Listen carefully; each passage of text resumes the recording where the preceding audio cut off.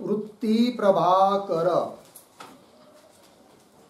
प्रभाकर ग्रंथ में page number 29 और शीर्षक नंबर है 18।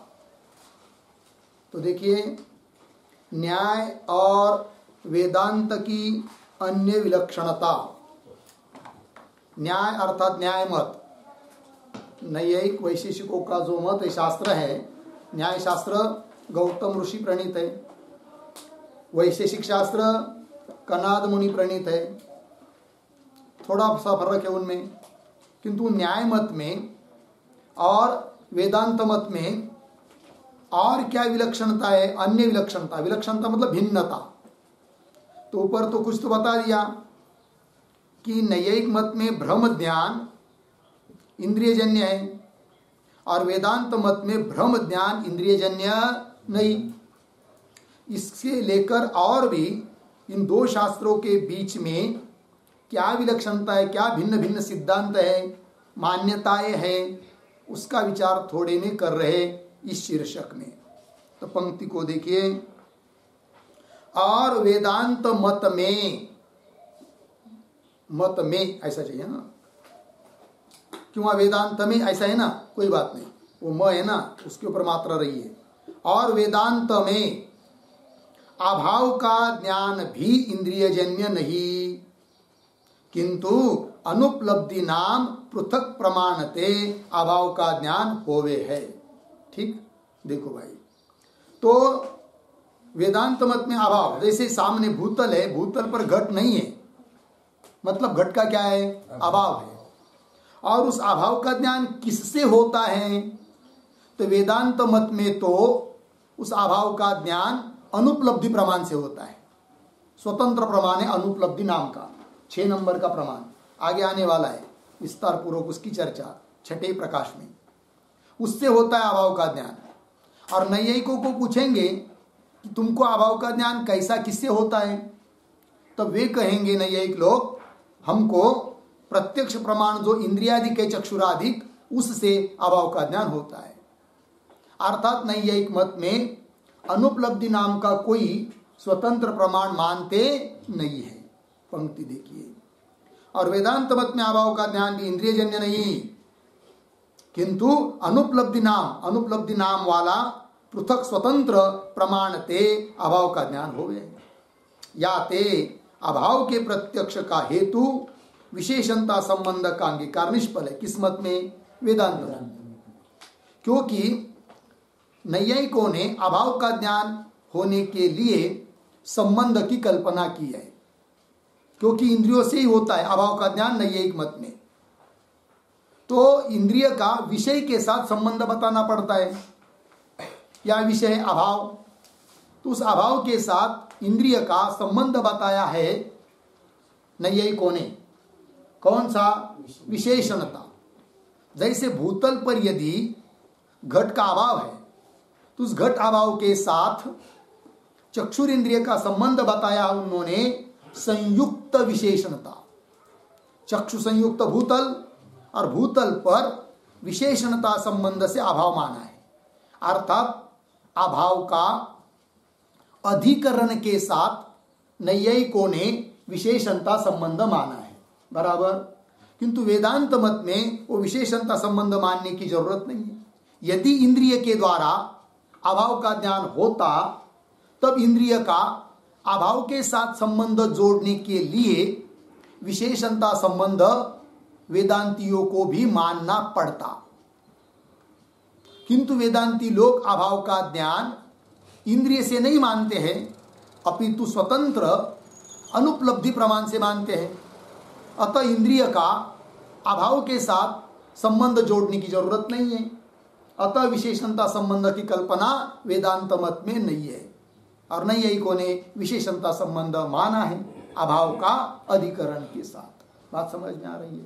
पंक्ति को देखिए, याते अभाव के प्रत्यक्ष का हेतु मतलब कारण विशेषणता संबंध का अंगीकार निष्फल है वेदांत मत में। और आगे और बता रहे, और विलक्षणता क्या है? तो क्या क्या विलक्षणता है दो मत में, समझ में आ रही?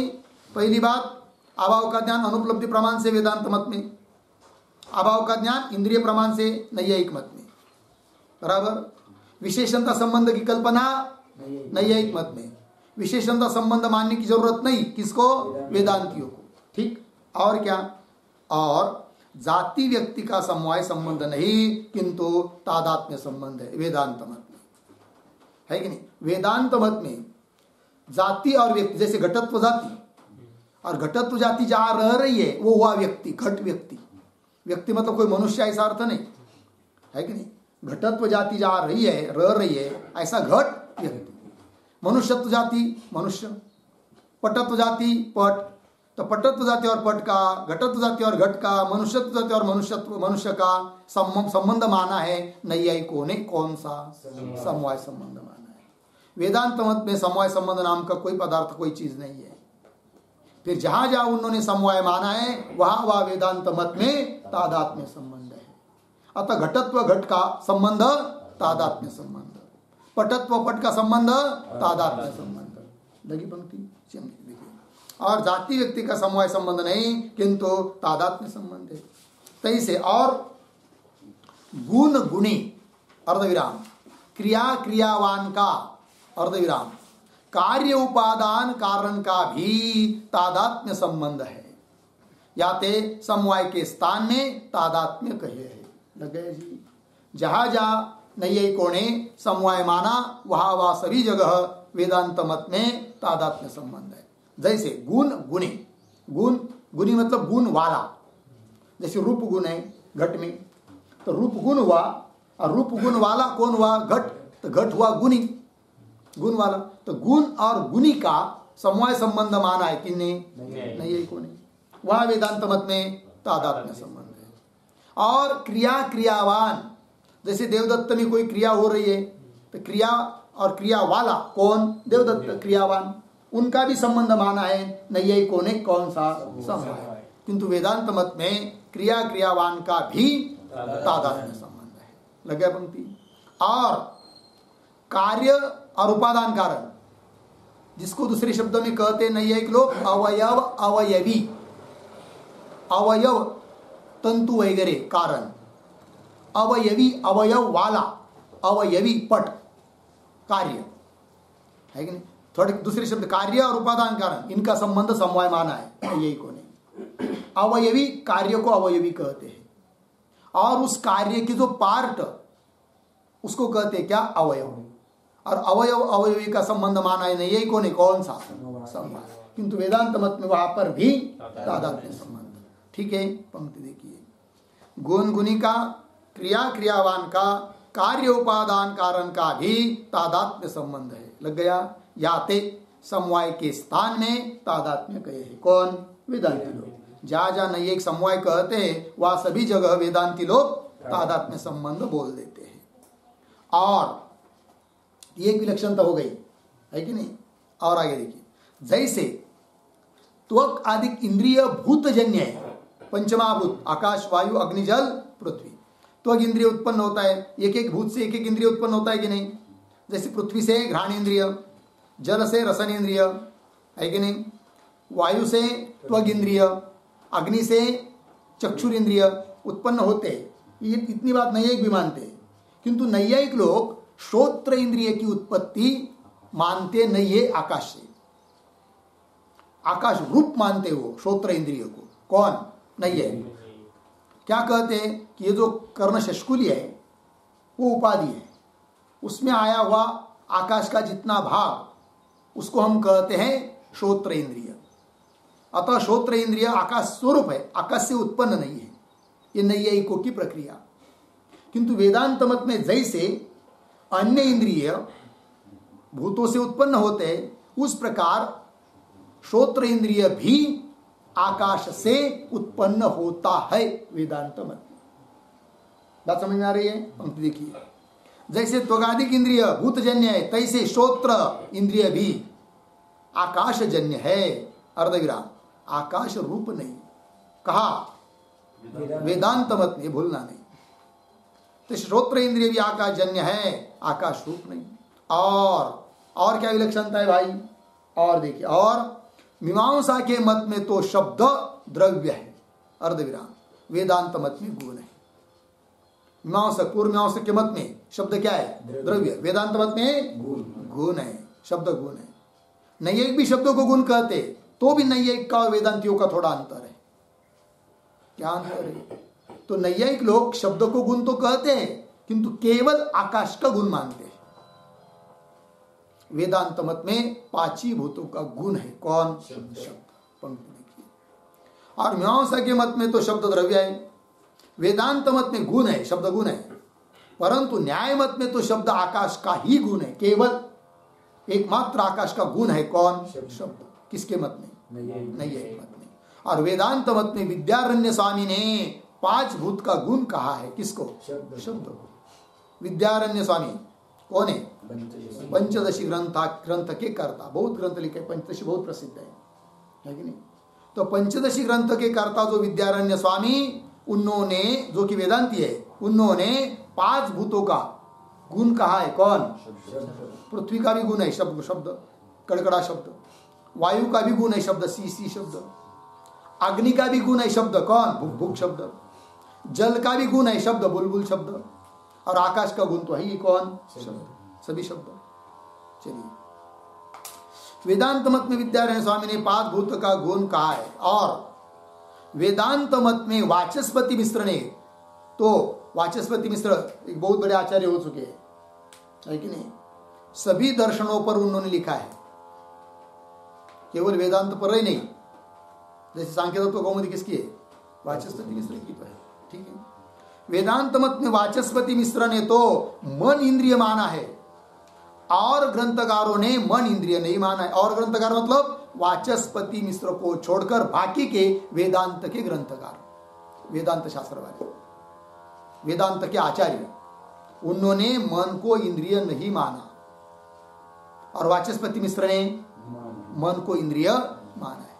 और नैयायिकों ने तो माना ही है मन को इंद्रिय, है कि नहीं? तो क्या अंतर हुआ? नैयायिकों ने मन को इंद्रिय माना है, और वेदांत मत में वाचस्पति को छोड़कर बाकी के आचार्यों ने मन को इंद्रिय नहीं माना। ये भी विलक्षणता भी। फिर बोलेंगे वाचस्पति ने माना है, वो ठीक है, ठीक नहीं है, तो बोलेंगे उसका विचार होगा। किंतु इतनी बात यहाँ इतना समझनी है कि वेदांत में केवल वाचस्पति मिश्र ने ही मन को इंद्रिय माना है। अन्य दर्शन और अन्य वेदांत के ग्रंथकारों ने मन को इंद्रिय माना नहीं। पंक्ति देखिए। और वेदांत मत में वाचस्पति मिश्र ने तो मन इंद्रिय माना है, और ग्रंथकारों ने मन इंद्रिय नहीं माना है। आगे, जिनके मत में मन इंद्रिय नहीं, वेदांत में ही, वाचस्पति को छोड़ो बाकी के मन में नहीं, मत में नहीं है ना, तो जिनके मत में मन इंद्रिय नहीं, अर्धविराम, तिनके मत में सुख दुख का ज्ञान प्रमाण जन्य नहीं, है कि नहीं? सुख दुख का ज्ञान प्रमाण जन्य नहीं है। फिर कैसा है? साक्षी वास्य है। जो लोग मन को इंद्रिय मानते नहीं, उनके मत में। किंतु जो लोग इंद्रिय को मन मानते, जैसे वाचस्पति मिश्र वेदांत के आचार्य, मन को इंद्रिय मानते, तो उनके मत में सुख दुख का प्रत्यक्ष मन से होता है। अतः सुख दुख का ज्ञान प्रमा है, मानस प्रमा। ये बात, तिनके मत में सुख दुख का ज्ञान प्रमाणजन्य नहीं, याते प्रमा नहीं, प्रमाणजन्य नहीं इसलिए प्रमा नहीं। फिर कैसा है भाई? सुख दुख साक्षी वास्य। किनके मत में? जो लोग मन को इंद्रिय नहीं मानते, उनके मत में सुख दुख का ज्ञान साक्षी वास्य, सुख दुख साक्षी वास्य है। और वाचस्पति के मत में सुखादिकन का ज्ञान मन रूप, आगे क्या है? किंतु शब्द को खोड़ दीजिए, वो एक्स्ट्रा हुआ है, ठीक है। अब पुनः पंक्ति को देखिए। और वाचस्पति के मत में सुखादिकन का ज्ञान मन रूप प्रमाणजन्य है, याते प्रमा है, मन रूप प्रमाण से उत्पन्न होता है, इसलिए प्रमा है। कौन? सुख दुख का ज्ञान। और ब्रह्म का अपरोक्ष ज्ञान तो दोनों मत में प्रमा है। ब्रह्म का अपरोक्ष ज्ञान प्रमा है दोनों मत। दोनों मत मतलब कौन दोनों मत? जो लोग मन को इंद्रिय मानते हैं उनके मत में भी ब्रह्म ज्ञान प्रमा है। जो लोग मन को इंद्रिय नहीं मानते हैं वो लोग, उनके मत में भी ब्रह्म ज्ञान प्रमा है। फिर कैसे अंतर क्या है बता रहे आगे। और ब्रह्म का अपरोक्ष ज्ञान तो दोनों मत में प्रमा है। वाचस्पति के मत में मन रूप प्रमाणजन्य है, और उनके मत में शब्द रूप प्रमाणजन्य है। वाचस्पति मिश्र के मत में मन रूप प्रमाण से उत्पन्न होता है कौन? ब्रह्म का अपरोक्ष ज्ञान। और बाकी वेदांत मत में शब्द रूप प्रमाण से उत्पन्न होता है कौन? ब्रह्म का अपरोक्ष ज्ञान, है कि नहीं? शाब्दिक प्रमा रूप हुआ और उनके यहाँ मानस प्रमा रूप हुआ ब्रह्म ज्ञान, है तो प्रमा, है कि नहीं? इतनी बात लगी। तो क्या क्या विलक्षणता है मुख्य मुख्य विषय पर नैयायिक और वेदांतियों की, उस बात को स्पष्ट कर दिया इस शीर्षक में। फिर आगे चलिए 19 नंबर का शीर्षक, वाचस्पति के आगे क्या है? मन का है ना, वा चाहिए मत का, न की जगह त। वाचस्पति के मत का सारग्राही दृष्टि से अंगीकार। वाचस्पति का जो मत है उसका सारग्राही दृष्टि से क्या करना है? अंगीकार। किंतु किस बारे में? तब कौंस में लिख के दिया, मन की इंद्रियता की, अर्थात मन इंद्रिय है या नहीं, ये जो चर्चा है। तो वाचस्पति तो मन को इंद्रिय मानते, फिर उनका ग्रहण करना चाहिए नहीं करना चाहिए? तब कह रहे वृत्ति प्रभाकर ग्रंथकर्ता पंडित जी महाराज, निश्चलदास जी महाराज क्या कहते हैं? उनका ग्रहण है सारग्राही दृष्टि से, ठीक है ना? मतलब क्या? सार भाग को ग्रहण करना, व्यर्थ भाग को त्याग देना। विचार करेंगे तो ग्रहण करना ठीक है, मन को इंद्रिय मानना ठीक भी है, इस बात को बताना है। पहले मन को इंद्रिय मानने में क्या क्या दोष आते हैं वो बताएंगे, फिर उन दोषों का निराकरण करेंगे, ठीक है ना? पंक्ति देखिए, वाचस्पति के मत का सारग्राही दृष्टि से अंगीकार। आगे चलिए, जिनके मत में मन इंद्रिय नहीं, तिनके मत में इंद्रिय जन्यता प्रत्यक्ष ज्ञान का लक्षण नहीं। देखो भाई, जो लोग मन को इंद्रिय नहीं मानते उनके मत में प्रत्यक्ष ज्ञान का लक्षण ऐसा नहीं है। कैसा? इंद्रिय जन्यम प्रत्यक्षम, ऐसा लक्षण नहीं है। किनके मत में? जो मन इंद्रिय को नहीं मानते। और जिनके मत में मन इंद्रिय है उनके मत में सीधा लक्षण है प्रत्यक्ष ज्ञान का। क्या? इंद्रिय जन्यम प्रत्यक्षम, इंद्रिय से जो जो ज्ञान उत्पन्न होता है वह प्रत्यक्ष। ये प्रत्यक्ष ज्ञान का लक्षण किसके मत में? जो मन को इंद्रिय मानते हैं। और जो मन को इंद्रिय नहीं मानते उनके मत में यह लक्षण नहीं है प्रत्यक्ष का। फिर क्या लक्षण है?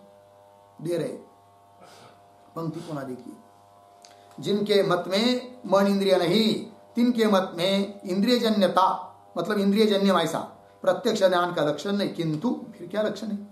विषय चेतन का वृत्ति चेतन से अभेद ही प्रत्यक्ष ज्ञान का लक्षण है। मिली पंक्ति? किंतु विषय चेतन का वृत्ति चेतन से अभेद, यही है प्रत्यक्ष ज्ञान का लक्षण। किनके मत में? जो लोग मन को इंद्रिय नहीं मानते। दोनों चेतन का अभेद होना चाहिए। दो चेतन कौन? विषय चेतन, वृत्ति चेतन। विषय चेतन कौन होता है? जैसे सामने घट है तो घट विषय है कि नहीं? ज्ञान का विषय कौन है? घट। उस घट उपहित चेतन, चेतन तो व्यापक है, ब्रह्म चेतन सब जगह है, वो घट में भी है। तो घटोपहित चेतन, घट उपाधि से युक्त चेतन। और अंतकरण की उपाधि हृदय के अंदर है, तो अंतकरण रूप उपाधि में भी है कौन? चेतन। किंतु दोनों का भेद नहीं, अलग अलग है। घट बाहर है, अंतकरण अंदर है। जब अंतकरण की वृत्ति नेत्र के द्वारा निकलकर घट तक जाती है और घट के आकार हो जाती है, कौन? अंतकरण की वृत्ति। तब चेतन तो वस्तुतः एक ही है, चेतन में कभी भेद हुआ ही नहीं, उपाधि के कारण भेद है। जब तक अंतकरण की वृत्ति घट तक नहीं गई थी तब तक तो घटोपहित चेतन अलग, अंतकरणोपहित चेतन अलग। किंतु अंतकरण का ही परिणाम स्वरूप जो अंतकरण की वृत्ति लंबायमान, जब वो घट तक जाती है, चक्षु से निकलकर घट तक जाती है और घट के आकार बन जाती है, तब जिन उपाधियों के कारण चेतन में भेद प्रतीत होता था, कौन उपाधि? घट और इधर अंतःकरण, वो दोनों उपाधि अब एक हो गई। क्योंकि घट भले शरीर के भीतर नहीं ला पाते हम लोग, किंतु अंतःकरण वृत्ति रूप से, क्योंकि अंतःकरण का परिणाम ही वृत्ति है, कार्य कारण का भेद होता है। तो अंतःकरण की वृत्ति मतलब अंतःकरण नहीं है, किंतु वृत्ति चक्षु के माध्यम से अंतःकरण की वृत्ति के रूप में अंतःकरण बाहर जाता है और घट के आकार बन जाता है। अब जो घट के आकार बन गया तो घटोपहित चेतन और वृत्त्युपहित चेतन दो रहे क्या? नहीं, दोनों चेतनों का क्या हुआ? अभेद। इस प्रकार से वृत्ति चेतन और विषय चेतन का किसी भी तरह से अभेद होना, यही है प्रत्यक्ष ज्ञान का लक्षण। बात समझ में आ रही है? देखो भाई, किंतु विषय चेतन का, विषय चेतन घट पट मट ये सब ज्ञान के विषय जो भी होंगे, विषय चेतन का वृत्ति चेतन से वृत्ति चेतन के साथ अभेद ही प्रत्यक्ष ज्ञान का क्या है? लक्षण है। आगे, जैसे वृत्ति चेतन का विषय चेतन का अभेद होवे है, जिस प्रकार से वृत्ति चेतन का और विषय चेतन का क्या होता है? अभेद होवे है, तैसे विचार सागर में स्पष्ट है। वो सब प्रक्रिया विचार सागर में दे दी है। कहा दी है? विचार सागर तरंग चौथा शीर्षक नंबर 38, उधर बताया है सब कुछ। वृत्ति चेतन और विषय चेतन का अभेद देखो, जैसे वृत्ति चेतन का विषय चेतन का अभेद हो हैं, तैसे विचार सागर में स्पष्ट है। अर्धविराम। यहां तक बात हो गई ना? क्या क्या चिंतन हुआ? कि मन इंद्रिय नैयायिक मत में है, वेदांत मत में वाचस्पति को छोड़कर मन इंद्रिय नहीं, और वाचस्पति ने मन को इंद्रिय माना है। फिर जाते जाते और एक बात बता दी कि जो लोग मन को इंद्रिय मानते, उनके मत में प्रत्यक्ष ज्ञान का लक्षण इंद्रियजन्यम प्रत्यक्षम ऐसा है, और जो लोग मन को इंद्रिय नहीं मानते, उनके मत में इंद्रियजन्यम प्रत्यक्षम इस प्रकार से प्रत्यक्ष का लक्षण नहीं। फिर क्या लक्षण है? विषय चेतन का वृत्ति चेतन के साथ अभेद होना, इसी का मतलब है प्रत्यक्ष। परिभाषा बता दी, इसका विचार आगे बहुत होने वाला है। ठीक है, अब मुख्य बात पर आ रहे हैं, क्योंकि शीर्षक उसी प्रकार का दिया है। वाचस्पति के मत का सारग्रह दृष्टि से क्या करना है? अंगीकार, मन की इंद्रियता के बारे में, तो वो मुख्य विषय है। अब वाचस्पति ने मन को इंद्रिय माना है, वो जो उन्होंने माना है वो योग्य है या अयोग्य है, इस बात का पहले विचार करते हैं। तब कह रहे वाचस्पति का मत भी समीचीन नहीं। जिन्होंने मन को इंद्रिय माना है उनका मत ठीक नहीं है कि नहीं? पहले दोष दिखाएंगे, फिर उन दोषों का क्या करेंगे? सारग्रह दृष्टि से निराकरण करेंगे, तो मन को इंद्रिय मानना उचित भी हो जाएगा फिर। ठीक है, तो क्या क्या दोष आते हैं मन को इंद्रिय मानने पर, वो दे रहे क्रमशः। वाचस्पति का मत भी समीचीन नहीं है। काहे ते? कैसे? वाचस्पति के मत में ये दोष कहे, दो दोष, ये दोष कहे। कौन कौन? वो दे रहे आगे, इतने दोष कहे हैं। वाचस्पति के मत में ये दोष कहे है क्या? नंबर एक तो मन का असाधारण विषय नहीं, इसलिए मन को इंद्रिय मानना ठीक नहीं, पहला दोष। हे वाचस्पति जी, तुम मन को इंद्रिय मानते हो, नहीं मानना चाहिए। बोलेंगे क्यों? अरे मन के लिए असाधारण विषय नहीं है ना, इसलिए मन को इंद्रिय मत मानो। अच्छा, बाकी की इंद्रियों को क्या विषय है असाधारण? हाँ हाँ है। कैसे बताओ? चक्षु इंद्रिय है, क्यों? उसके लिए असाधारण विषय है। चक्षु का असाधारण विषय क्या? रूप। रूप केवल चक्षु से ही जाना जाता है। चक्षु को छोड़कर अन्य किसी भी इंद्रिय से रूप नाम का गुण नहीं जाना जाता है। सामने वाली वस्तु काली है, पीली है, लाल है, रूप नाम का गुण चक्षु से ही समझ में आता है। इसलिए चक्षु का असाधारण विषय हुआ कौन? रूप। घ्राण इंद्रिय का असाधारण विषय गंध। रसन इंद्रिय का असाधारण विषय रस। श्रोत्र इंद्रिय का असाधारण विषय शब्द। और त्वग इंद्रिय का असाधारण विषय स्पर्श। असाधारण मतलब उसी इंद्रिय से जाना जाता है, अन्य इंद्रिय से नहीं, अतः उसके लिए वो क्या हुआ? असाधारण विषय। उस प्रकार दुनिया में ऐसी कोई वस्तु दिखाओ कि जिसका प्रत्यक्ष केवल मन से ही होता है, अन्य से नहीं, ऐसी कोई चीज नहीं है। अर्थात मन के लिए असाधारण विषय नहीं है।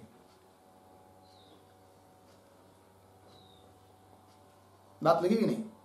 इसलिए क्या हुआ? मन के लिए क्या नहीं है? असाधारण विषय नहीं है। चलो भाई, मन के लिए क्या नहीं है? असाधारण। इसलिए मन को इंद्रिय मानना ठीक नहीं। बात समझ में आई? कौन कहेंगे? बाकी के लोग। एक तो मन का असाधारण विषय नहीं, याते मन इंद्रिय नहीं। बात मिली? आगे चलिए, आगे क्या है? और दूसरा दोष, गीता वचन का विरोध है। गीता वचन के साथ विरोध आएगा कब? मन को इंद्रिय मानेंगे तब। कैसे? कह रहे गीता के 3 अध्याय के 42वें श्लोक में, 42 में है ना, वहां क्या चाहिए? 42वें वे, ऐसा शब्द चाहिए अंतिम में। गीता के 3 अध्याय के 42वें श्लोक में इंद्रियन ते मन पर है, यह कहा है। इंद्रिय से कैसा है? मन पर। कौन श्लोक है? याद है? हाँ, गीता 3 अध्याय 42 श्लोक।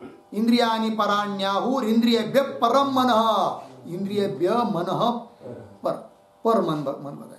यदि मन इंद्रिय होता तो उस मन को इंद्रिय के पर क्यों कहते?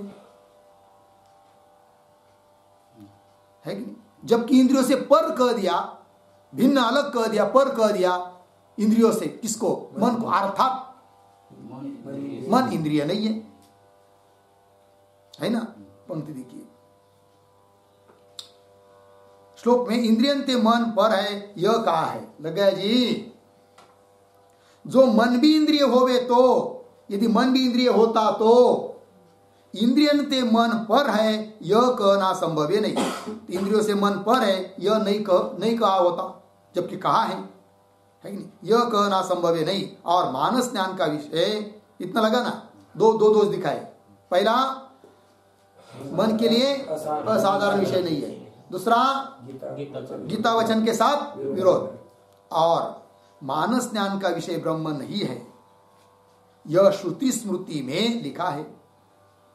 जबकि वाचस्पति मिश्र जी क्या करते? मन को इंद्रिय मानते और उस मन से ही प्रत्यक्ष मानते। किसका? ब्रह्म का। अर्थात मानस प्रत्यक्ष होता है किसका? ब्रह्म का। जबकि मन का विषय नहीं है कौन? ब्रह्म। ऐसा श्रुति स्मृति में बताया है। ठीक है ना? पंक्ति की। और मानस ज्ञान का विषय ब्रह्म नहीं है, यह श्रुति स्मृति में लिखा है। वाचस्पति ने मन को इंद्रियता मानी के, मन को क्या माना है? इंद्रिय। मन को इंद्रियता मानी के ब्रह्म साक्षात्कार भी मन रूप इंद्रियजन्य है, ऐसा कहा है। किसने? वाचस्पति ने। ब्रह्म साक्षात्कार भी मतलब ब्रह्म का प्रत्यक्ष भी मन रूप इंद्रियजन्य है, याते मानस है, यह कहा है। लग गया? सो विरुद्ध है। श्रुति स्मृति के साथ क्या हो रहा है? विरोध। जबकि श्रुति स्मृति ने कहा है ब्रह्म का प्रत्यक्ष मन से नहीं होता है, और तुम मन से मान रहे हैं, तो श्रुति स्मृति के साथ क्या हो रहा है? विरोध। सो विरुद्ध है। और दोष दे रहे भाई। और अंतकरण की अवस्था को मन कहे है। मन क्या है? अंतकरण की एक अवस्था विशेष है। कौन? मन है कि नहीं? सो अंतकरण प्रत्यक्ष ज्ञान का आश्रय होने ते करता है। अंतकरण क्या है? करता। किसका? प्रत्यक्ष ज्ञान का। क्यों? आश्रय। प्रत्यक्ष ज्ञान का आश्रय है कौन? अंतकरण। अतः अंतकरण ज्ञान का क्या हुआ? करता। और अंतकरण की एक अवस्था विशेष है कौन? मन। और मन को क्या माना गया है? करण। तो जो करता होता है वह करण नहीं हो सकता। अंतकरण को क्या माना है तुमने? ज्ञान का करता। वो करण कैसा बनेगा? जबकि आप क्या कर रहे? मन करण है ज्ञान के लिए। मन क्या है? करण है ना। किंतु जो करता होता है वह करण नहीं हो सकता है। ये भी बात आगे देखिए। अंतकरण की अवस्था को मन कहे। स्व अंतकरण प्रत्यक्ष, अंतकरण का नहीं, स्व अंतकरण प्रत्यक्ष ज्ञान का आश्रय होने ते करता है। लग गया इतना? पूर्ण विराम। जो करता होवे सो करण होवे नहीं, है कि नहीं? सुतार करता है और उसके पास जो कुल्हाड़ वास्ते वगैरह होता है वो क्या है? करण। ऐसा कभी होता है क्या? करता सुतार है और तोड़ने के लिए साधन कुराड़ भी वही बन गया, कुल्हाड़ वही बन गया। ऐसा होता है क्या? नहीं। करता अलग, करण। यहाँ पर तो करता है कौन? अंतकरण। उसको ही तुमने क्या मान रहे? माना करण मन के रूप में। वो भी बात विरुद्ध हो गई। जो करता होवे सो करण होवे नहीं। अर्धविराम। याते मन इंद्रिय नहीं, लग गया। कितने दोष दिए? 3 का 4। नंबर 1 असाधारण विषय नहीं। नंबर 2 गीता वचन के साथ विरोध। नंबर 3 ब्रह्म ज्ञान मानस प्रत्यक्ष माना तो श्रुति स्मृति के साथ विरोध। और नंबर 4 जो करता होता है वह करण नहीं होता है, जबकि तुमने उसको ही करण मान लिया तो वो भी विरोध है। 4 दोष दिए। याते मन इंद्रिय नहीं, लग गई इतना, पूर्ण विराम। ये दोष मन के इंद्रिय पने में कहे है, लग गया। इतने सभी दोष कब माने? जब मन को इंद्रिय मानेंगे तब। ये दोष मन के इंद्रिय पने में कहे है। अब आगे, सो विचारी के देखे तो दोष नहीं। अब ग्रहण करना है ना सारगय दृष्टि से, तब ग्रंथकार कह रहे विचार करके देखेंगे तो जो ऊपर दोष दिखाए ना वो कोई दोष नहीं है, अर्थात मन को इंद्रिय मान सकते हैं। लगा? कैसे दोष नहीं है? उस दोषों का निराकरण कर रहे फिर एक एक का। देखो भाई, सो विचार करके देखे तो दोष नहीं। काहे ते मन का असाधारण विषय सुख दुख इत्यादि है। पहली बार पहला दोष क्या था? मन के लिए क्या नहीं है? असाधारण विषय नहीं है मन के। तो सिद्धांति बोल रहे अब मन के लिए असाधारण विषय है। बोलेंगे क्या है? सुख दुख। सुख दुख का प्रत्यक्ष किससे होता है? मन से ही तो होता है, अन्य किसी से नहीं होता है। जैसे चक्षु का असाधारण विषय रूप है, उस प्रकार मन का असाधारण विषय सुख दुख है। तो असाधारण विषय मिल गए, अतः मन इंद्रिय है। ठीक, देखिए काहे थे मन का असाधारण विषय सुख दुख इत्यादि है। लगा? और अंतकरण विशिष्ट जीव है क्या? पीछे से शब्द की अनुवृत्ति आएगी। पुनः पढ़ता हूं पंक्ति को, देखिए। काहे थे मन का साधारण विषय सुख दुख इत्यादि है और अंतकरण विशिष्ट जीव है। क्या है?